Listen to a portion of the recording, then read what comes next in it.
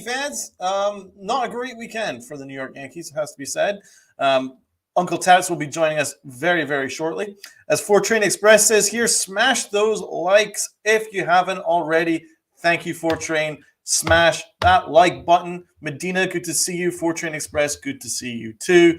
Looking forward to getting into this race series. Anybody with any questions, shoot us over here and we'll be happy to answer them. So let's break it down here. Yankees chucked away a 6-run lead. What more can you say? Like, do you know a definition of a team that probably doesn't have a great future this year is a team that finds ways to lose. And that's what we just saw yesterday. This team found a way to lose a game. And usually when teams find ways to lose, creative ways to lose, I should say, probably doesn't indicate great things for this year. Garrett Cole lost it. No excuses there. But having said that, don't you think that Brian Cashman's put unrealistic pressure on Aaron Judge and Garrett Cole? I mean, the two of them have to be pretty much perfect in order for the Yankees to win a game. So that's what I'm seeing. That's why I'm not going to really look too deeply in Garrett Cole's struggles. I think it all just comes down to roster construction in the end, in my opinion. I think that's the long and the short of it. When you don't have a left fielder, then these things are bound to happen. They don't really have a closer, you know? And I think that one of the primary things we should get into 100% is that Brian Cashman says this is a championship caliber operation. 4Train Express, Brian Cashman needs to come back down to earth. Yeah. What did you guys think of his press conference? I want to bring that up briefly. And once Tats joins in the chat, we'll obviously get into that. But I found the press conference that he did was kind of a lot of gaslighting and a lot of it kind of indicated that Brian Cashman seemed surprised that this thing has just landed on him. Oh, all these injuries. I don't know where that's come from. Where are all these injuries coming from? That's the kind of indication that I got from his press conference. It's just really hard to rebuild a team on the fly, in the start of the year. Dude, you don't get a pass for that. You don't get a pass for that. You had all winter to make changes. What, you seem surprised now? You didn't have a left fielder all winter long, right? You don't get the benefit of the doubt for that. The things that he was saying, it was really hard to make trades in May. And well, you're right, but that's why you had all winter to fix the things that needed to be fixed. I mean, it didn't take a genius to look at it and go, right, Yankees don't really have a left fielder, right? Who's the Yankees closer going to be?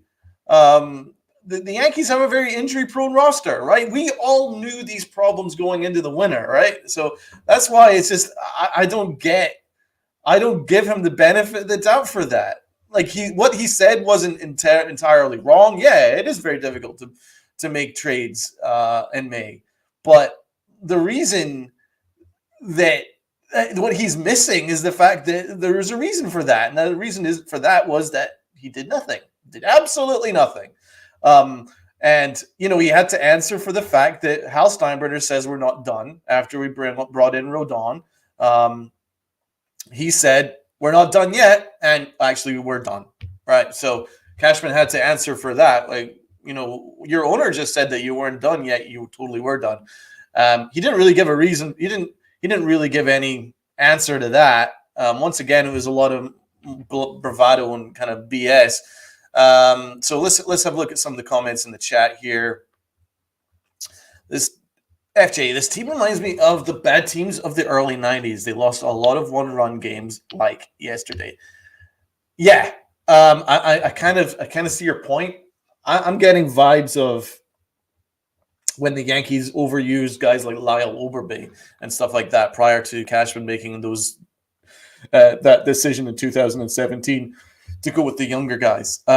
His press conference, 4Train Express, has to be a lot of gaslighting and sweeping the problems under the rug. He seemed like he got caught with his pants down. Thank you. That's exactly my point. Cashman as GM speaks BS like a politician. Yeah. And not a good politician either.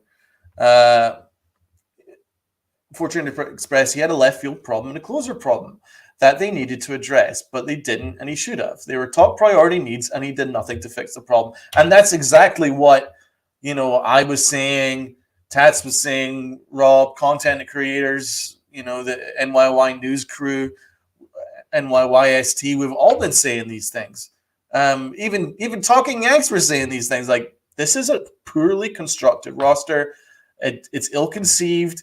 It doesn't make sense, and that's really where it all comes down to. This is and I think the final thing that Cashman said, which he slipped under the radar there, under the rug, was, "Well, this is a championship caliber operation."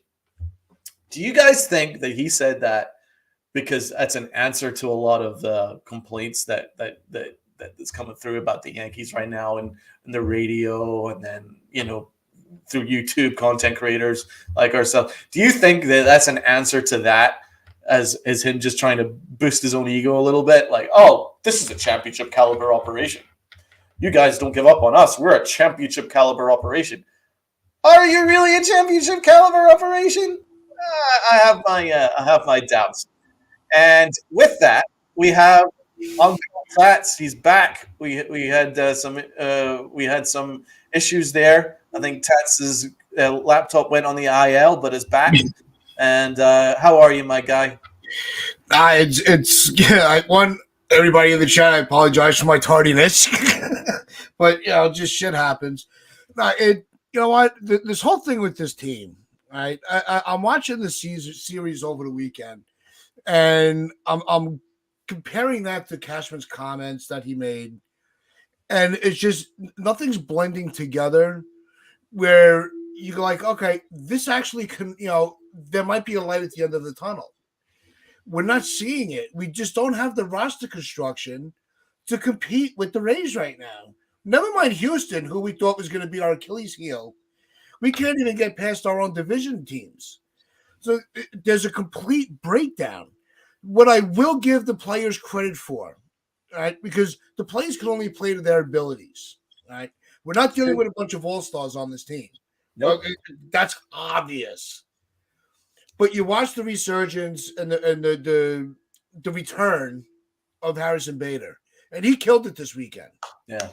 I mean, he really stepped up and was like, okay, I was not a flash in the pan in the postseason. I can contribute in a very uplifting, positive way.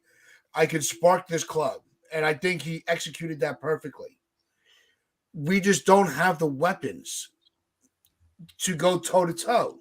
We put up a good fight. We just didn't have the arsenal to put them away. I think you got a point there. What I noticed this weekend was actually they did try, which is something that they hadn't really done in prior weeks. Like, they did actually put together a representative effort that you would expect from the Pinstripes. That they certainly gave this series everything they had, but yeah, they do lack a talent, and basically across the board. But again, that isn't a pass on Brian Cashman, bro. Nope. I mean, The Rays have a $70 million payroll, and the Yankees payroll is in the almost 300. So, like, the fact that Brian Cashman couldn't put together a representative roster, and it can't even compete with the Rays, and it certainly can't compete with the Orioles or the Jays right now. And hey, they're even behind the Red Sox. They're last place in the division going in May. I mean, I can't give them the benefit of the doubt for that. I mean, you're running out the best pitcher in baseball right now, Garrett Cole, every 5 days, and he's accounted for most of our wins. But you look at it outside of him, there's a dark hole in the rotation after him. Maybe Nestor Cortez, fine. After that, you don't know what you're going to get. Herman's probably the next best pitcher that you got. The bullpen, it's like 2 or 3 productive guys, and then the rest is kind of I don't know. And they've got no bench, and they've got no left fielder. And I think they've got the least productive left field in the game right now. All left fielders have accounted for 33 bases so far in our 35 games. So I think that's the worst in baseball. It has to be. We must have the least productive outfield in the game right now. I mean, it's going to get better with Bader and Judge for sure, but I mean, this is what it all comes down to, man. They've got infielders playing outfield, and then that's leading to mistakes. That's leading to errors. IKF doesn't look comfortable in the outfield, but he's been playing there every day. And Bowers. Let me interrupt and throw my thoughts on because we brought up. A lot of people were saying it was the worst timing for Cole to have a bad outing. Yeah. When you're looking at one, Nestor was supposed to start that game, I believe. Right. What I was hearing, and he had an issue with strep, so they had to shuffle things around. I don't know if that was a factor of it, but let's not put the blame on Cole. Agreed. Start. I don't think that's fair because he has been our only light this season. Agreed. On the pitching end. Aces have rough games. Offenses go through struggles. Blowouts happen. We saw that 15-2 game. Every closer will blow a game. It was just the timing of it just sucked. It was so painful. That's one thing I think. It was painful. This team, we actually were in position in every game. We did win one, so we won. We weren't swept. But we were in position to win every game against the Rays. Yeah, the weird thing about that series was that the one game that we won was a game that we were about to lose. And the two games that we lost, we easily should have won. So I think that's kind of what Medina's point is here. Bad teams find new ways to try and lose games. Yeah. There's exactly, man. That's really what it all comes down to. If you find creative ways to lose, you're not a very good team. And you can say that in April, May. It doesn't really matter when that happens because that's a very good indicator. And the Yankees have lost a lot of games this year creatively. A lot maybe it's been Aaron Boone making a boneheaded decision. We've seen that multiple times over the last fortnight. It could be down to crazy errors in the outfield. It could be just really weird decision making, or it could be just blowing the game like Clay Holmes or in this instance the pitching. Every day there's a new creative way in order for the Yankees to struggle, and yesterday was one of them, man. When we're up 6-0, there's really no way that you can lose that game. But again, I'm not going to blame Garrett Cole because he's basically accounted for basically most of our wins. And like FJ said, the Rays are in first place for a reason. Yeah, I agree with you, man. I'm not blaming Garrett Cole. Obviously, you don't want your ace to blow a game like that. If you want, and the thing was, I don't know how you feel about Aaron Boone's decision making there because it was quite clear to me at 6-3 that Cole was laboring out there, and I think a mound visit would have certainly helped. And I really, you could make the argument that they probably should have pulled him there prior to giving up the 3-run home run because he did look taxed. It just seems like Aaron Boone, every decision he makes is the wrong one. But I'm not going to overly blame him because in previous outings, he's pulled Cole too quickly. So, but again, it is up to the manager to tell and to judge and to strategize as to when your guy is tired or when your guy really needs probably taken out or when this guy is actually able to go that extra inning. And he just doesn't seem to have that baseball IQ. He doesn't have that gut instinct that it's quite clear. And, I think we could all agree that it looked like Cole was laboring a little bit. He was having to throw a lot of extra pitches because he wasn't being helped by our defense. The defense, I think, this series, I think they kind of met their match a little bit. And because the defense was fine to a certain point, to a degree. The defense wasn't really our biggest problem. It's been our offense until yesterday. Exactly. So, and then there was Bowers dropping that ball. Don't forget. That can't happen. Yeah. There were instances where it's like, are you just stay in your lane, just play your game. You don't have to be a hero every play. I think it kind of, I don't know if the moment got to Bowers too much and he lost his focus, But those are plays that an outfielder needs to make, whether you're supposed to be in the outfield or not. Yeah. We've seen IKF make plays where it's like some of them are routine, some of them you have to be able to read the ball off the bat. And I would say 8 times out of 10, IKF was able to make the play. He's had a couple of, and then you're like, one, that's why he shouldn't be out there. But exactly, he shouldn't be out there. He should have never been playing right field that game. No. With Bader back, there's no reason to have IKF in the outfield. Boone needs to realize that. Oh, yeah, that was weird, man. That was very weird. And that was, again, over management. It's not like Aaron Judge or even Hicks to a degree. These guys can't be shuffling all over the outfield. Yeah. They're not trained for that. No. That was another move from Bourne. I'm going, okay, you have your center fielder back. We don't need IKF in the outfield. No. Put somebody else in right field. Figure it out. But no, they know better than we do. Let's just put IKF in right field. He's been doing center fine. And they say if you can play center, you can play anywhere. No. I think that a lot of this comes down to analytics, man. And yeah. I think a lot of this comes down to Mike Fishman, where he's just like, you know what, pack this team with war guys. As much wins over replacement guys as you possibly can. Stick them all into the one team. Regardless of position, regardless if they played the position before, just fire them out there. I think that a lot of this comes down to analytics. And I think that's partly what the problem is because I think the analytics treat these people like robots. Like IKF has never played left field. He never played right field. He's not used to the way that the ball travels, and it travels differently whether you're left field or right field. It's different. There's different reads to the ball that you've got to take, different technique, and especially in center field. I mean, there's a different technique for all of those things. And then also, let's look at Ozzy Cabrera put in third base yesterday. Now, he's obviously a natural infielder, and he looked pretty good. But, again, he's basically been playing outfield every day for the last, I would say, almost 2 years. And then suddenly he's back in third base. And, again, I think the analytics people treat these people like robots. Like they're just supposed to, like, get it like that. I mean, that's a problem.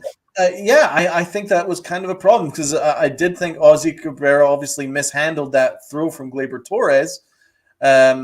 When to be fair, Gleyber should have just swallowed the ball. I don't understand why he threw that because it ended up costing us the game. But again, I'm not quite sure if the analytics people take into account the fact that Ozzy Cabrera's been playing outfield every day and then suddenly he's now handling throws across the infield diamond. I mean, these people aren't robots, and I just think that's a part of what the analytics machine is missing.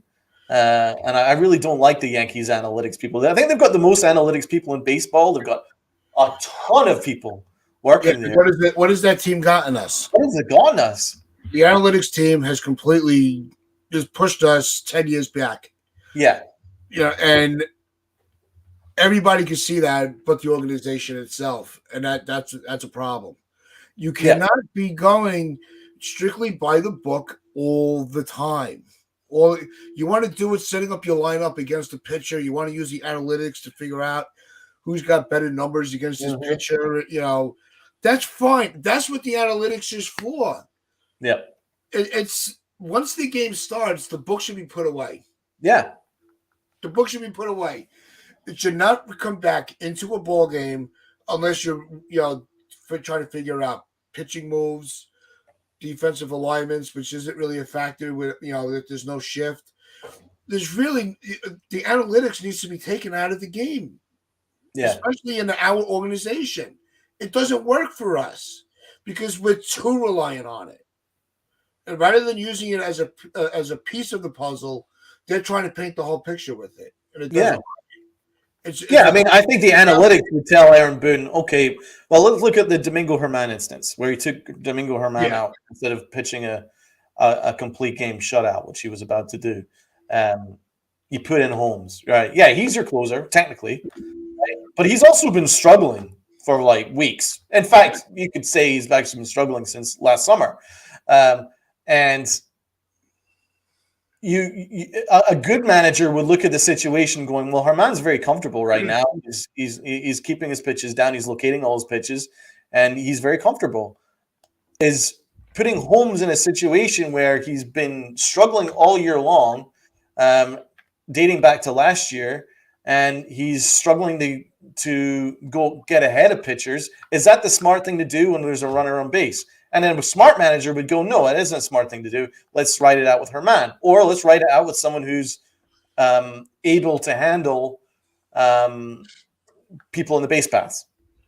And I think that's what the situation is really down to. I don't think Aaron Boone has the read for the game, and I think analytics has taken that. I think he uses that as a crutch. Do you know what I mean? I think he uses the analytics as a crutch, where it's just like, this is what I'm asked to do. This is how I've got my job. This is how I can keep my job security, and let's lean on all the analytics. But it's costing the Yankees games. And if Aaron Boone had any ounce of integrity, he would go, you know what? I need to stand up for myself here. I need to stand up for my organization, who's really struggling, and I need to try and get as many wins as possible. And if he really was a smart baseball guy, he should have looked at that book and go, no, this book ain't working for this game. And as Medina says, Boone has absolutely no feel for the game. And then Boone did it again. I think it was the end of the Guardians series where he screwed it up again, put Clay Holmes in, and then there was a couple of misplays in the outfield, and then the tying run scored where the Yankees were cruising. And that again comes down to no feel for the game, and then he's just like, oh, I'm just putting in my guy. But, bro, your guy has been struggling for a year. You got to read the game. You got to read who's comfortable. You got to read which pitchers are doing well. And he just doesn't do it. And so a lot of this is Aaron Boone, and a lot of this is Brian Cashman and his analytics gurus. The roster is just not built to sustain any type of run right now. We're going to get a couple of games where we start to feel better, and we're going to have games where it's like, what the hell is this team doing? And I think that's been the case since the season started. And it goes back to the moves from the offseason that you referenced earlier. It's just nonstop question marks. That you cannot, we might win this year. We should be going and feeling. Is anybody really feeling confident against the series with Oakland? Well, yeah, well, no.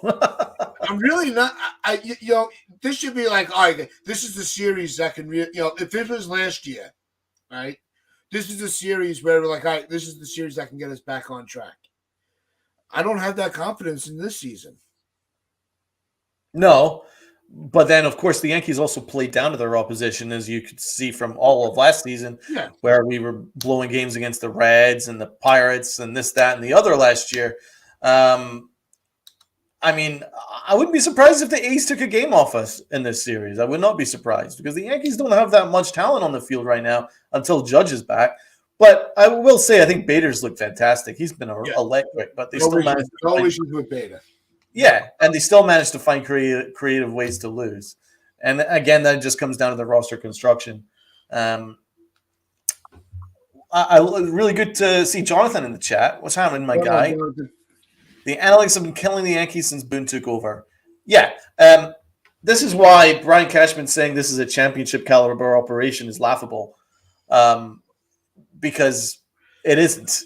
Let's just be honest, it isn't. I mean, if you look at all the problems that are on the roster, all of which Brian Cashman's created, none of which he's taken account for, that's not a championship caliber operation. If a general manager looks at this situation and goes, right, well, my manager has been making a lot of mistakes since like 2018. He's made a ton of mistakes, right? But I'm not gonna hold him responsible for it, because, well, I'm his puppet master.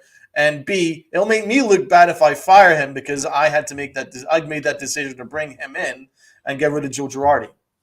No, so Brian Cashman looked at it and went, you know what? I ain't touching that. I'm going to extend him. Do you know, that's not a championship caliber operation. That's a general manager that doesn't want to take any responsibility. No, it's a coward. It is. It's a coward. And then remember when Aaron Boone got extended, what did Brian Cashman say like a couple of weeks before Aaron Boone got a 4-year extension?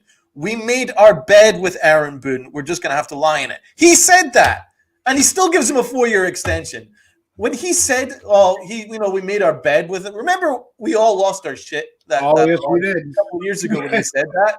I was like, right, you've just said that you're obviously clearly not that happy with the performance that Aaron Boone has made.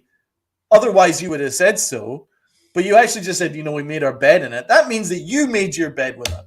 That means that you made that decision to fire a good manager like Joe Girardi to bring in a puppet, right?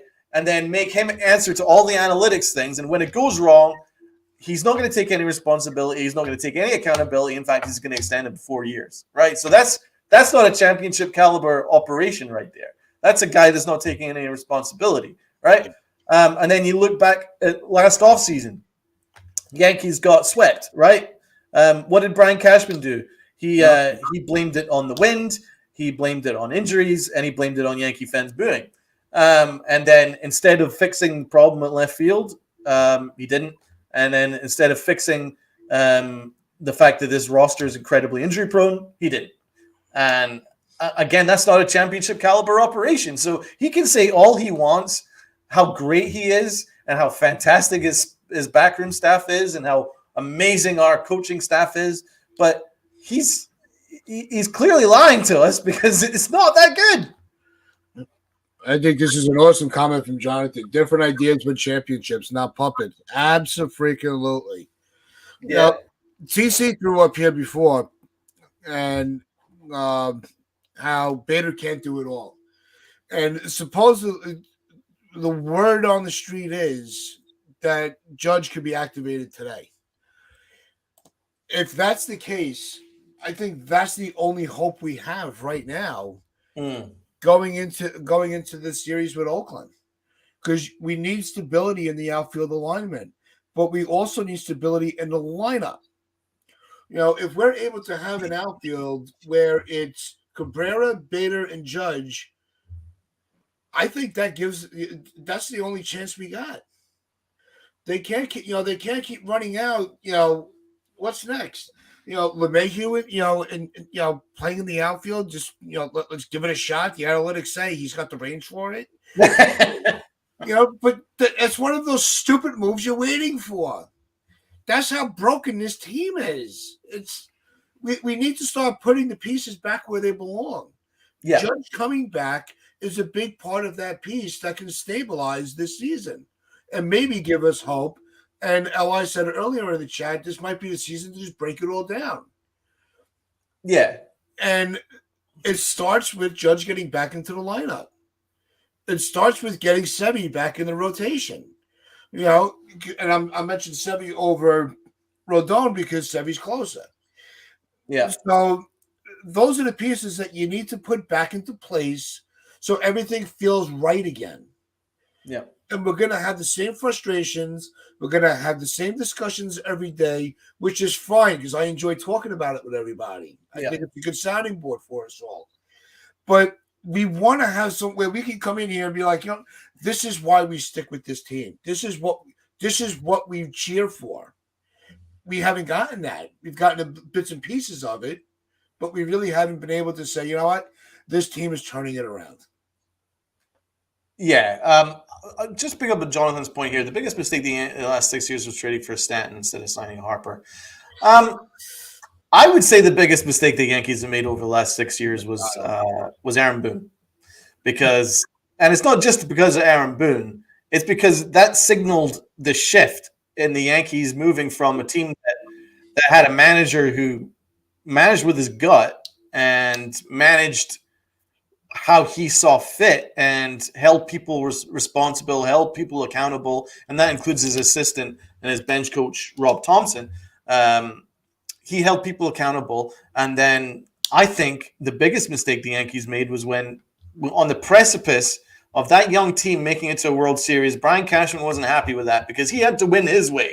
He was only satisfied with winning his way. And so he got rid of a very good managerial and coaching staff and brought in Aaron Boone, and a bunch of guys who held nobody responsible. I think that was the biggest mistake the Yankees have made the last 6 years because, and it's not just about Aaron Boone, right? Because I understand that we're in the modern age now, and maybe there's different ways in which you manage players, and there's different ways in which you approach managing baseball games. I understand that, but it doesn't need to be so black and white. It doesn't need to be the case where, right, we got rid of Joe Girardi. That means we have to go the complete other direction and be so nice to everybody and just treat everybody like their family, and it's all fine. That kind of stuff. That is where the problem lay, really. So I think 6 years ago, that was the biggest problem the Yankees made, was going that direction. It ain't just Aaron Boone. It's just the general direction of all 100% analytics and 100% kind of refusing to take responsibility. And that's why Brian Cashman said last offseason, it's process over results. That's the biggest mistake the Yankees made. That I think that was when this new way of working came in. Process over results. And that's the biggest mistake the Yankees have made. Because if the Yankees decided to give Joe Girardi another year with Rob Thompson after they got as far as they did, right? And then you bring in Stanton, who had a very good year in his first year. Let's not forget. You could be saying that this Yankee team probably would have made the World Series in 2018. But then when you go with an inexperienced manager who only answers to Brian Cashman and his analytics gurus, you're gonna make mistakes. And he's been making mistakes and he's not been learning from them for 6 years. So I'm not going to put it on Stanton. I mean, yeah, we should have gotten Harper, but that's on Brian Cashman. The biggest thing was Brian Cashman's shift in philosophy, and that started 6 years ago. I can't put it. I'm a big Stanton defender. Yeah. And, I think we all are to some level. But I've been one of these guys that in the beginning I was excited to have him. I was curious to see how it was all going to fit with Judge. I think it was the right trade to make. It was something, let's remind everybody. Everyone's like, well, if George was here. Believe me, if George was here, he would have made the same exact move. That's right. I could trade for a player of that caliber coming off an MVP and not have to spend $300 million on a free agent. Yeah. Sign me up. That was a good business move for a solid player. Where the Yankees went wrong with Stanton was former MVP. Let's saying that he can't play the outfield. Yeah, the Yankees fucked Stanton up, not Stanton. Yeah. The Yankees. I agree with that. Whenever he was at his healthiest is when he and most productive at the plate is when he's playing the field. So I'm tired. I'm so sick of that narrative. I'm sick of it. So if you want to say we should have had Harper, maybe. It's a valid point. It's a valid argument. There's no win or lose in that debate. We should have gone after Machado. That's where we dropped the ball. That's a great point. I agree with Jonathan here. Also, the lineup is too right-handed. And that's another thing for Brian Cashman is he never really took advantage of the fact that we have a very short right field porch. And all the analytics people says, our right-handed hitters hit as good as left-handed hitters, so we don't need left-handed hitters. And so Brian Cashman wrote it out. And suddenly we started really desperately needing left-handed hitting. And again, that goes down to the Yankees' weird philosophies, weird approach to building a team, and is a little bit all over the shop. Let's look at the fact that when Gary Sanchez was struggling for over that 2 or 3 year stretch where he was just playing horrific baseball, what was the excuse that the Yankees made? Oh, but his offense carries up for his defensive deficiencies. And exactly. But that was the excuse that they made, right? Oh, that his offense makes up for his defensive deficiencies. That's fine. We don't need defense at catcher. That's what the Yankees went with, right? And then what was their excuse with left field? Defense is the most important thing for left field. Okay, so that was it. That's why they Brett Gardner year after year after year after year, right? But then it was a sudden shift. Now we don't have a left fielder, and now it's defense only at catcher. So it's like they changed their philosophy kind of on the fly. What was their excuse with Gleyber Torres playing shortstop? Oh, his offense is going to make up for any defensive deficiencies. And now they've completely got rid of that because that didn't work either. So it's like I think their philosophies are kind of changing on a fly. And again, that's not a championship caliber operation if they're kind of changing things on the fly. And it just a lot of the things that they're doing just doesn't make a whole lot of sense. And that includes not having very many productive lefty bats other than Rizzo.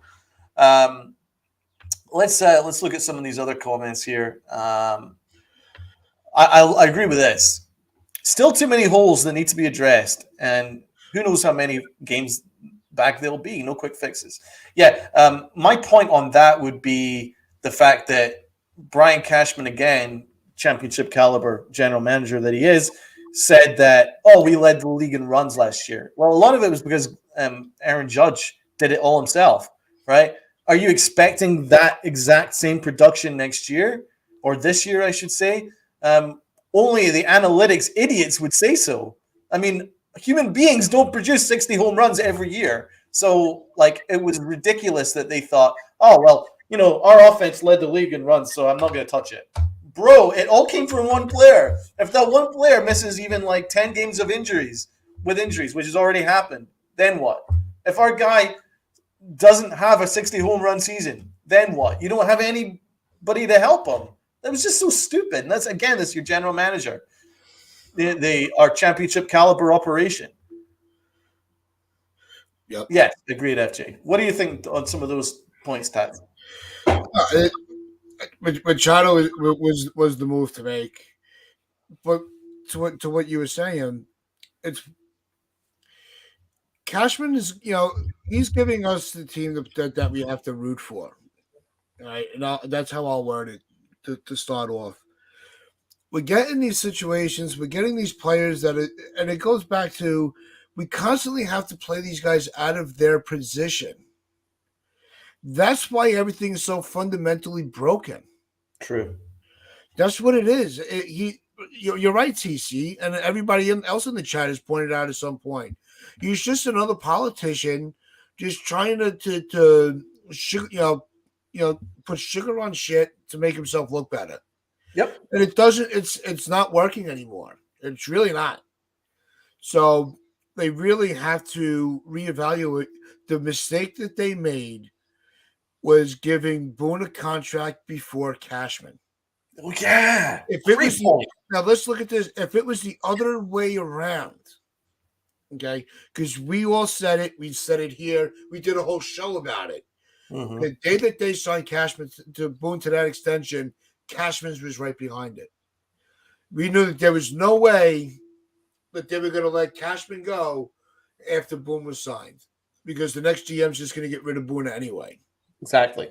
If the timeline was the other way around, where I think what teams need to start doing, and not just the Yankees, I think across sports, GMs in their contract year should be, I don't want to say prohibited, but I think that the ownership teams or the rest of a department should say, okay, we're going to give you a 1-year extension. Almost like a franchise tag type of situation, where they automatically get, that 1 year to see if the GM is going to be rehired. I think something like that, I think it would start to clean up a lot of this political bullshit. That's an excellent point. I'd love to jump into that, and we'll do so in a second. Just want to say hello to Sunil. Hey, my guy. Greetings, Donald Stewart and Uncle Tats. Good to see you, man. Thanks for hopping on. I hope you're having a nice day. TC Steels. So, Sunil, cool. TC Steels, Cashman is a gaslighting politician. He certainly is. Uncle Tats, you are spot on with that point, my guy. They needed to be in lockstep. They needed to be in lockstep because, Aaron Boone is just basically a Brian Cashman extension. And the managerial staff. So the only way that would work is that they have contracts that align with each other. Yeah. So when Aaron Boone got a 4-year extension, as insane as that is, then it needed to be in. They really needed to look at it and going, right, well, Brian Cashman's contract is up in, let's say, 2 years, right? Let's give him a 2-year extension, and it goes in line with Brian Cashman's contract, right?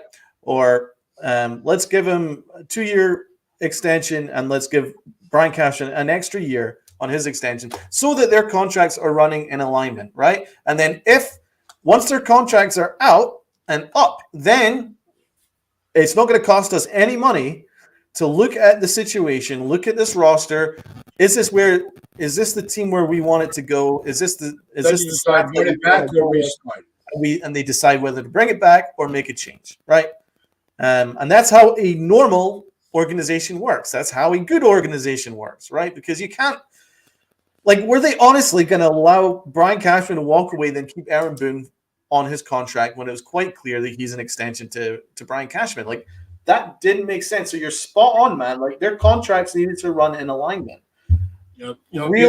Really weird. Look at this, the comment from Michael posted here. What's going on, Mike?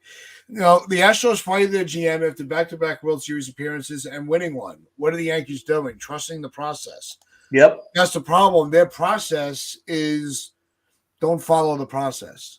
If something's working, let's just switch it up. We're going to trade for a Gold Glove third baseman, play him at short. Oh, that's the disaster. So rather than putting him back at third base, let's just throw him in the outfield. It's so asinine. And I keep going back to IKF because he's the one. He's putting the work in. He's trying to make the best of his time here. Whether he's successful day in, day out is a different situation. But at least this kid is freaking working his ass off, not to embarrass himself or his team. He's just put in a situation where he can't succeed.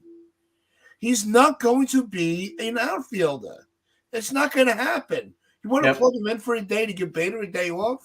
You want to put him in center? At least we know that putting him out there is not going to be a throwaway. Mm-hmm. He's going to put the effort in.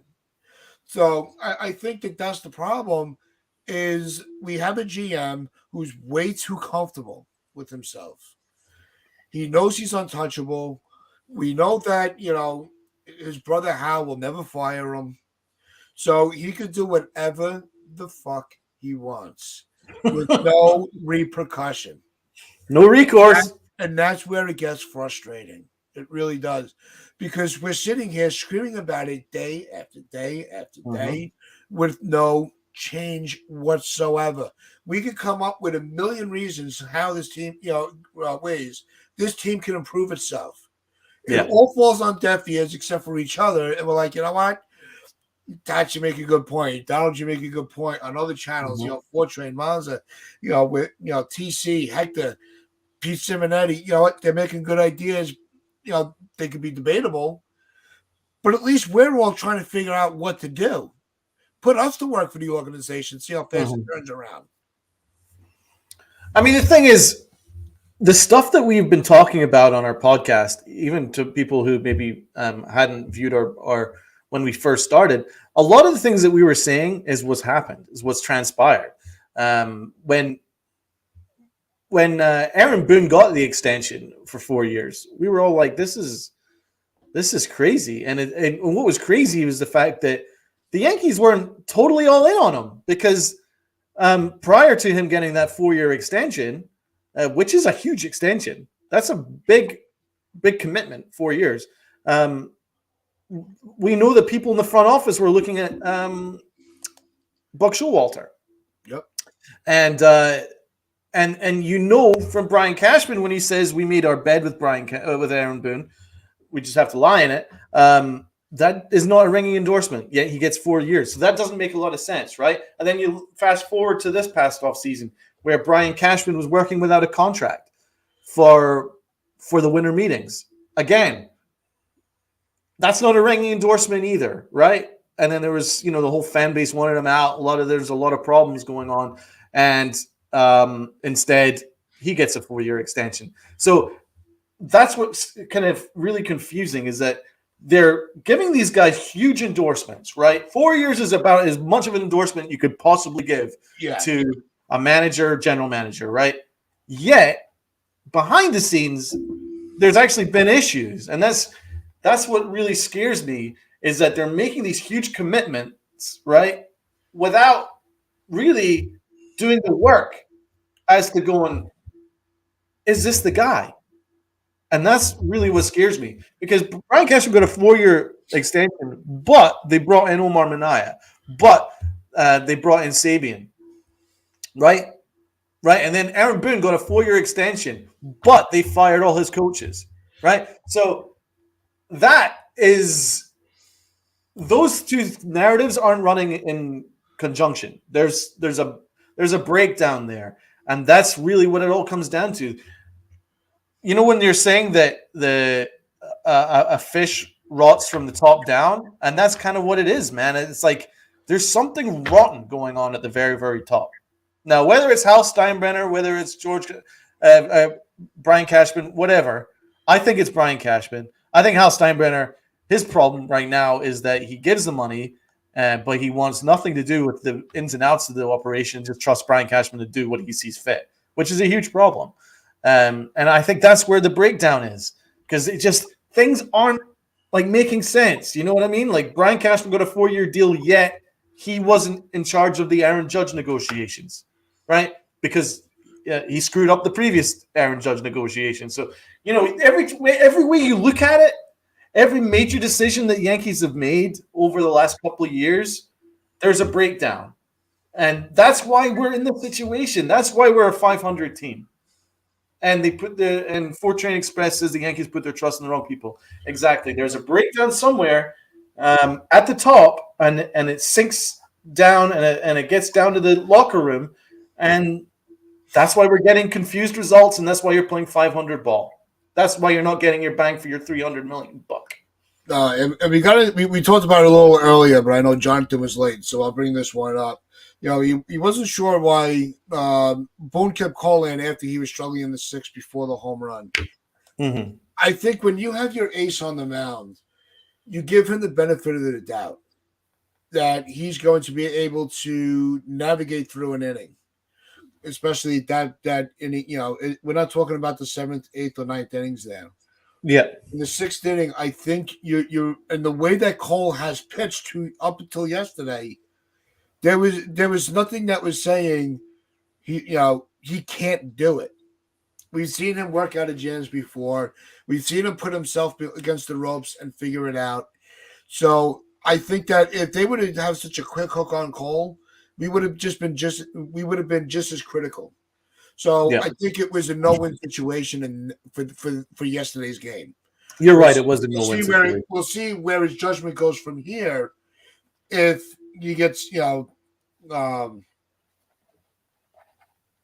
if he goes to him with a quick hook, because he's had the quick hook all year with a lot of these pitches because he loves to get into his bullpen.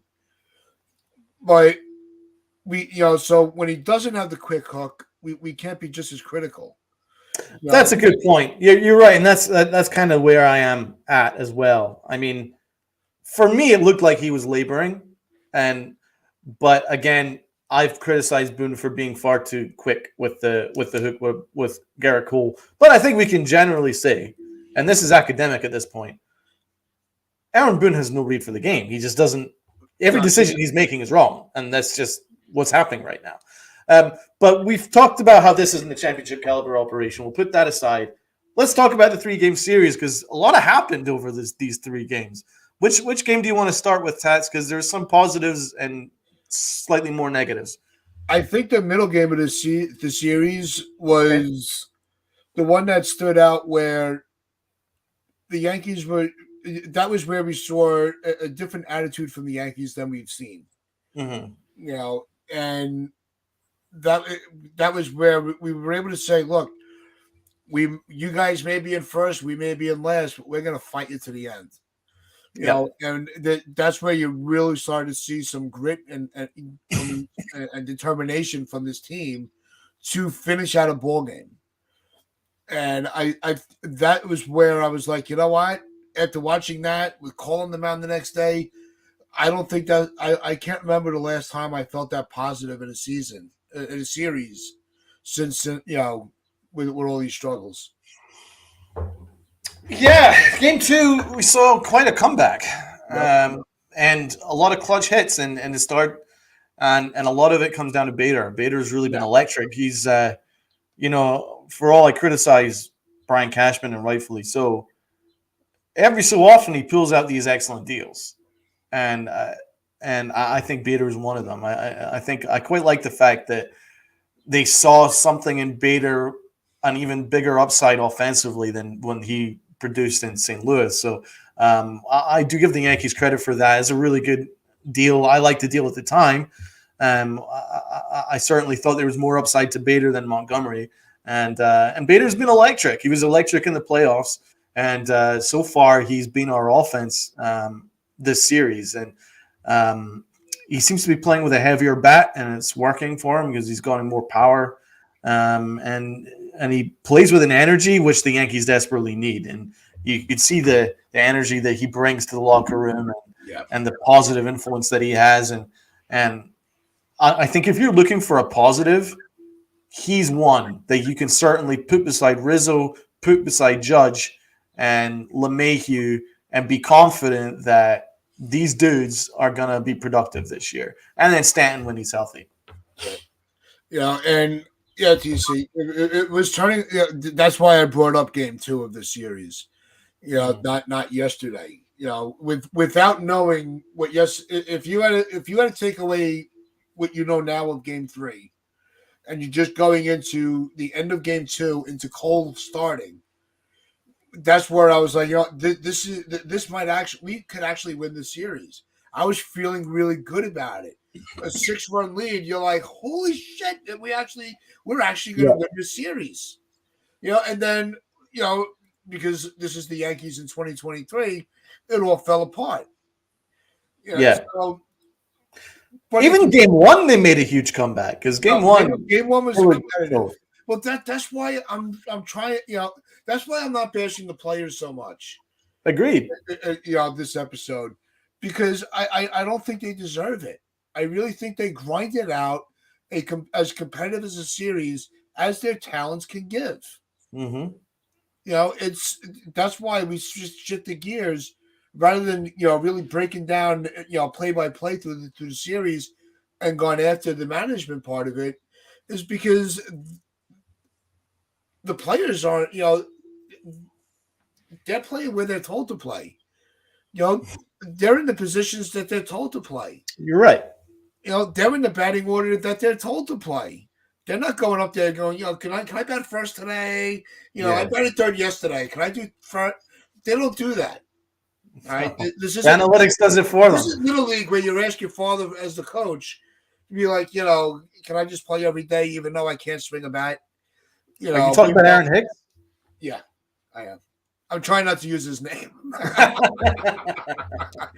But it's Daddy, I want to play left field today. Okay, Aaron. That shows how long we've been working together.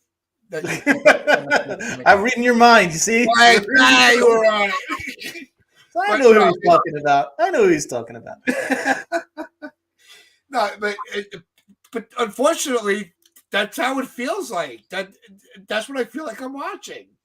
The coach's kid, because he's the coach's kid, who can't play baseball worth the fuck, gets to play every day. Meanwhile, the kid that went to baseball camp for 10 years and, was great, have scouts sitting in the stands is sitting on a bench. Yeah. Because the coach's kid has to play. Like Peraza? That right. Thank you. There we go again. And I'm trying to, I like to bring light of everything, and we have to laugh about it because otherwise we just completely lose our minds. But it's one of those. It's just nothing they do makes sense. I think that's the moral of the story. But I agree with you in regards to the energy, man, because the energy was. I mean, it looked like they were gonna 100% lose game 1. Like they looked toast. Yeah. It was like, this done. But they made a comeback, and arguably, they probably should have won that game. They had plenty of opportunities to score and win the game, but they found a way to blow it. But then you go into game 2 and they looked dead for like 8 innings, and then they came back and then they won the game. And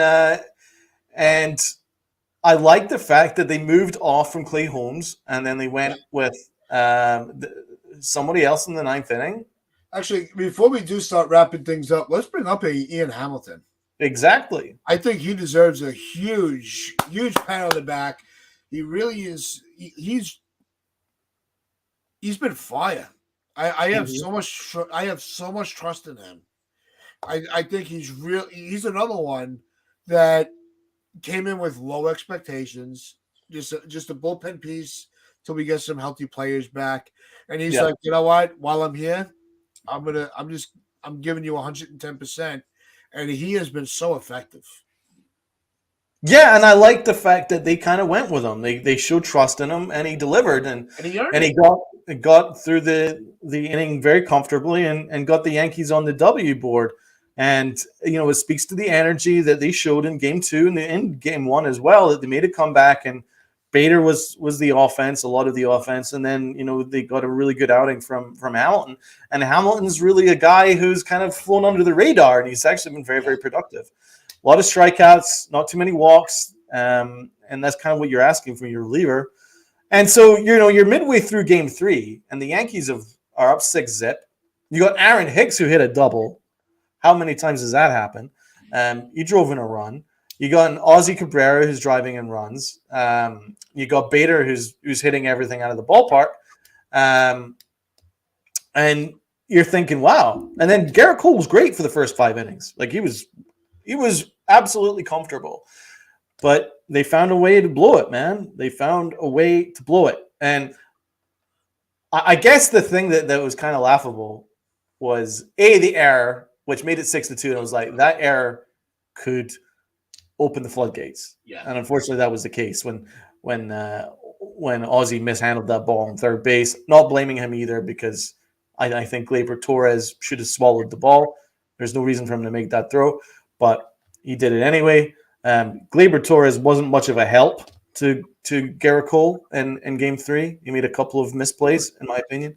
But then I think even after it was 6-6, what about when the Yankees fell asleep and forgot they had a runner at third base? The Rays had a runner at third base. I mean, that's what I'm talking about. Like, the IQ isn't there, guys. No. Like, it just isn't there. No, you can't make, some of the mistakes they make, it's like, okay, they're out of position, right? Yeah. And then there are some mistakes you made going, you didn't realize you're a baseball player, right? Yeah. You can't have errors like that. It's inexcusable. No. It was so bizarre. Like, the defense was so bad in yesterday's game, and it's just sort of like, as soon as the pressure's on, they find a way to blow it. And again, it just speaks to IQ and a team that's just not ready to compete. But as you say, Tats, you know what I think it was? As you say, Tats, it's very hard to be overly critical when they're just not that talented. Yeah. Little league mistakes. I mean, a lot of these guys are little league players that are being asked to suit up and cover for Aaron Judges and Stantons and I think a lot of it comes down to that. No, it's when you're making, you have these games where great. You have these games where it's always. This is why the Yankees are where they are. This is why they're a last place organization, okay? Because you have 2/3 of your operation clicking, and then that last, that third wheel is completely off the rail. Yeah. So you have the offense putting up 6. You have Cole on the mound, and the defense falls apart. You'll have they'll be down by 1 run in the first inning. The pitching and the defense will keep it a 1-run game to the 9th inning, but then we get 20 guys left on base. So have we had a game where everything clicked? Yeah, the first game. of the year. I think since then it's just been an incredible dive off a cliff. And that's why, we come on. Sometimes we lose our minds, which is fun. But then it's like, what? I'm not getting all worked up over you. It's like, the girl that said no to you at the prom. All right, I'll just go to the next chick. And my God, just her out. What? I'm not losing sleep over you. I'm tired of losing sleep over this team. It's been years of this. It's been on and off. It's been going on since Aaron Boone has been hired. Let's be fair. Maybe we're the curse, because this all started when we started these shows. No, I'm still going with Aaron Boone. I'm still going with Brian Cashman and Aaron Boone. I'm going with those guys. That's my. They've already blamed everybody else in the fan base. Why not the podcast creators? Yeah. It would be really nice to have a positive run of podcasts. That would be very nice. We miss it. We had that last year for a while. Yeah, like up until about June. We had 2 months of not one Boone complaint. I know. We were actually crediting them. And they have made up for it tenfold.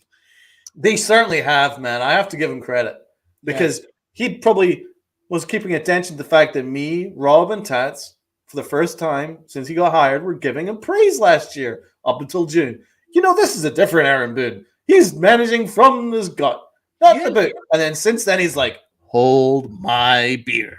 And then since then, it's been an absolute stratospheric fuck up everywhere. But you know what? Isn't this why, there was this whole thing where it was heard behind the scenes that Cashman made the move with Herman because he was afraid of the analytics team getting, and Cashman yelling at him for not going by the book. But he was going against the book in the first half of the season last year, and look where they were. And I remember I made this joke, and I'm going to bring it up again because I thought it was hilarious, and we all had to go laugh about it. Cashman said, "You know what?